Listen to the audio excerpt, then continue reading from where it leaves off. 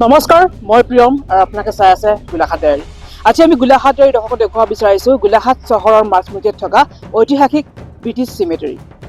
এই চিমেটেৰীত 1876 পৰা 1952 লৈকে যিসকল ব্ৰিটিছ আছিল বা ব্ৰিটিছ কৰ্মচাৰী আছিল গোলাঘাটত বা গোলাঘাটৰ ওচৰে পাজৰে, সেইসকলৰ ইয়াত আছে কবৰ। আচলতে এইটো এটা ব্ৰিটিছ দিনৰ কবৰস্থান বুলি ক'ব পাৰি।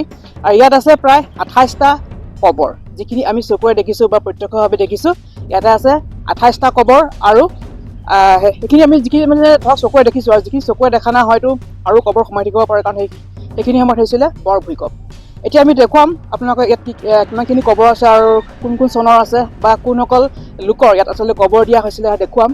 আৰু এই সম্পূৰ্ণ ব্ৰিটিছ চিমেটেৰীটো চাই আছে গোলাঘাটৰ এটা পৰিয়ালে। তেওঁলোকে মানে বংশানুক্ৰমে আচলতে পৰ্যায়ক্ৰমে 5টা পিঢ়ি হ'ল বৰ্তমানলৈকে, আৰু সেই 5টা পিঢ়িয়ে বৰ্তমানলৈকে চাই আছে এই সমগ্ৰ ব্ৰিটিছ যিটো চিমেটেৰী।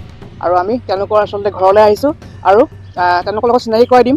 আচলতে 5টা প্ৰজন্মই এতিয়ালৈকে বৰ্তমান 5টা প্ৰজন্ম হৈছে। সেই 5টা প্ৰজন্মই এই যিটো চিমেটেৰী সেইটো চোৱা চিতা দায়িত্বত আছে। চাইছোঁ গোলাঘাট চহৰৰে এগৰাকী যুৱক, তেওঁ আচলতে চোৱা চিতা কৰি আছিলে। তেওঁ ফাৰ্ষ্ট তেখেতসকলৰ ধৰক মানে ককাক আছিলে, তাৰপিছত দেউতাক, তেওঁ এতিয়া চোৱা চিতা কৰে। সেয়া হৈছে মোৰ বাল্যকালৰ আচলতে বন্ধু জুলফিক আহমেদ। সকলোৱে চিনি পায় জুলফিক আহমেদ বুলি ক'লে গোলাঘাটৰ, খুব সুন্দৰ তেখেতে গীত গায়। জুলফিকক মই ওচৰলৈ আনি মাতিছোঁ। তাৰপিছত জুলফিক, তোমাক স্বাগতম জনাইছোঁ গোলাঘাট ডায়েৰীলৈ। ধন্যবাদ প্ৰিয়। ইয়াত কিমানটা কবৰ থাকিব পাৰে বুলি অনুমান কৰিব পাৰি? ইয়াত আছে প্ৰত্যক্ষভাৱে আছে 28টা কবৰ। 28টা। যিহেতু 1950 চনত বৰ ভূঁইকঁপ হৈছিলে, হয়। তেতিয়া আমি শুনা মতে প্ৰায় বহুখিনি কবৰ সোমাই গ'ল, আৰু কিছুমান কবৰ ধৰা ভাঙিও গ'ল, ফাটিও গ'ল। সেয়াই আৰু এতিয়া ধৰা যিসকলৰ লোকৰ ইয়াত মানে আছে কবৰখিনি, সেইখিনি ধৰা আমাৰ কোনসকল মানে লোক ধৰা কেনেকুৱা তেখেতসকলে ধৰা মানে কাম কি কৰিবলৈ আহিছিল ধৰা অসমলৈ বা গোলাঘাটলৈ? ইয়াত সাধাৰণতে কবৰখিনি তোমাৰ চব চাহ বাগিচাৰ লগত জড়িত লোকসকল, চাহ বাগিচা মেনেজাৰ, যেনেকে আমাৰ বকিয়ালটি ষ্টেট, বাদুলিপাৰা, শালমেৰা, ৰঙাজান, তেনেকুৱা তেওঁলোকৰ কবৰ, তেওঁলোকৰ যিখিনি মেনেজাৰ আছিল সেই মেনেজাৰৰ কবৰ আছে। তাৰ উপৰিও ইয়াত নাগা পলিটিকেল এজেণ্ট এজন আছিল, জন বাটলাৰ, যিজনক মানে নাগা হিলছতে তেওঁক হত্যা কৰা হৈছিলে। তেওঁৰো কবৰটো ইয়াতে আছে। যিসকলৰ কবৰ আছে সেইসকলৰ ঘৰবোৰ ক'ত কেনেকুৱা? ঘৰবোৰ তেওঁলোকৰতো প্ৰায় ফৰেইনতে ঘৰ আছে, প্ৰত্যেকৰ ঘৰ। ইয়াততো কোনো নাই তেওঁলোকৰ। ধৰা ইংলেণ্ড, তাৰপিছতে লণ্ডন, আমেৰিকা, অষ্ট্ৰেলিয়া, য'ত ত'ত আৰু তেওঁলোক থাকে। আৰু এতিয়া ধৰা এই যিসকলৰ কবৰ আছে তোমালোকক কেতিয়াবা ফোন চোন কৰে নে বা খবৰ খাতি লয় নে? তেওঁলোকৰ যি ইয়াত আছে পূৰ্বপুৰুষ বা খবৰ খাতি লয় নে? যোগে লোৱা হয়, ফোন যোগে খবৰ খাতি। এতিয়াও ফোন কৰে তেওঁলোকে? আমেৰিকা বা য'ত আছে তেওঁলোকে ফোন কৰে মানে সকলোৱে নকৰে, দুই এটাৰ লগত কানেকশ্যন আছে আমাৰ, তেওঁলোকে ফোন কৰে, খবৰ খাতি লয়।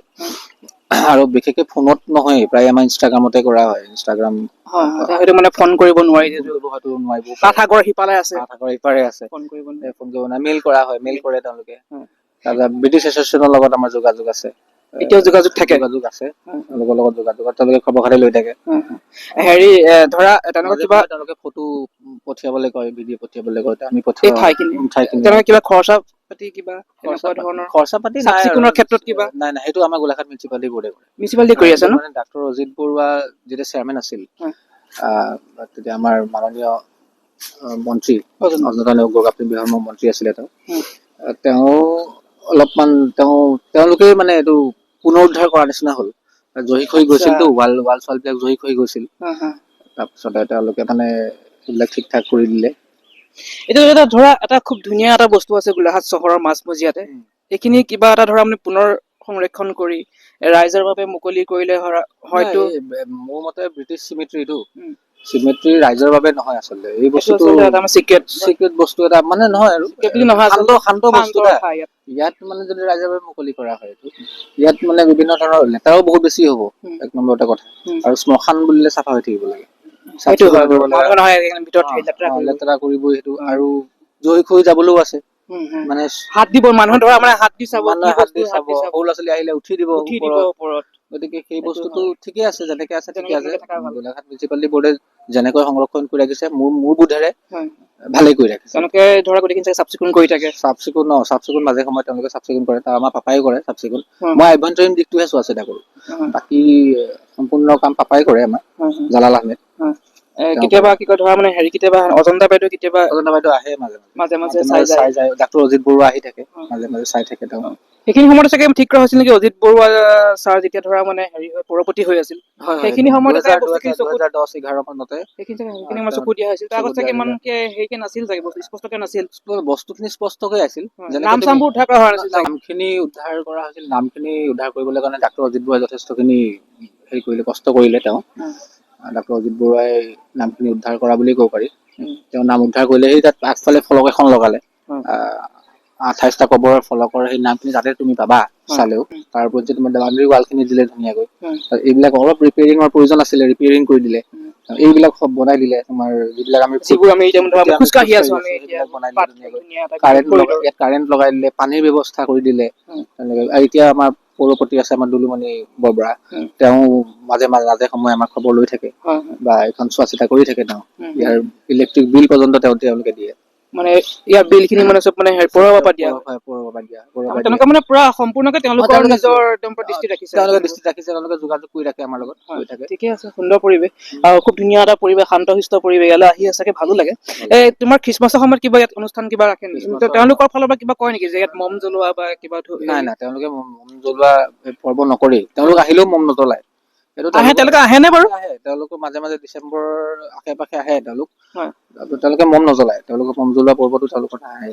মানে মই দেখা নাই মানে দেখা নাই তাৰমানে। কিন্তু আমাৰ ইয়াত চাৰ্চ যে আছে বেপ্টিষ্ট চাৰ্চ, তেওঁলোকৰ মানুহখিনি আহে প্ৰে কৰে মাজে মাজে। সেই প্ৰেটো লাগে কিন্তু মাজে মাজে। এটা কথা সুধো দেই, আচলতে মানে এটা মানে ভৌতিক কথা, আচলতে এইটো মানে আমাৰ হেৰি বিষয়ৰ এটা ভৌতিক কথা এটা সুধো।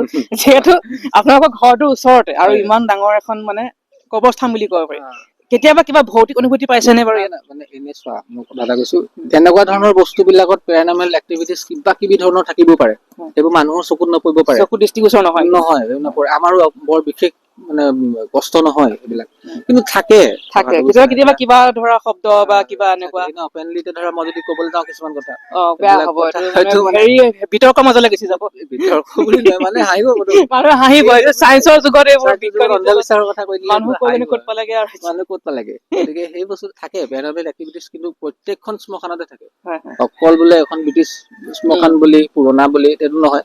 এইটো কথা মই এইকাৰণে সুধিলো, ঘৰৰ ওচৰতে বোলো মানে বন্ধু হিচাপে সুধিলো যে কিবা হেৰি পোৱা নেকি বুলি। নাই, সেইটো থাকে নিশ্চয়কে। তুমি তোমাৰ নিজৰ ঘৰতো তুমি কেতিয়াবা এনেকুৱা পালা যে পেৰানৰ্মেল এক্টিভিটিজ কিবা এটা হৈছে নেকি? কিন্তু নহয়, আচলতে এইটো মনৰ ভ্ৰম হয়। নিশ্চয়। প্ৰিয় দৰ্শক, আজি আপোনালোকে দেখিলে গোলাঘাট চহৰৰ মাজমজিয়াত থকা এটা ব্ৰিটিছ দিনৰ চিমেটেৰী, অৰ্থাৎ ব্ৰিটিছৰ দিনৰ এটা কবৰস্থান বুলি ক'ব পাৰি। ইয়াতে দফন হৈ আছে প্ৰায় 28টাকৈ ব্ৰিটিছৰ দিনৰ কবৰ। আচলতে 28 গৰাকী ব্ৰিটিছ বিষয়া আচলতে ইয়াতে তেওঁলোকৰ আমাৰ সমাধি দি থোৱা আছে বুলি ক'ব পাৰি। আৰু ইয়াৰ যিটো এড্ৰেছটো হৈছে আপোনালোকৰ দাস এণ্ড কোম্পানীৰ একদম সন্মুখতে আছে, আৰু ইয়াৰ গাতে লাগি আছে গোলাঘাটৰ বিদ্যুৎ বিভাগৰ কাৰ্যালয়। বাৰু আজি আমাৰ অনুষ্ঠানটো ইমানতে সামৰণি মাৰিছো। চাই থাকিব গোলাঘাট ডায়েৰী। ধন্যবাদ, বিদায়।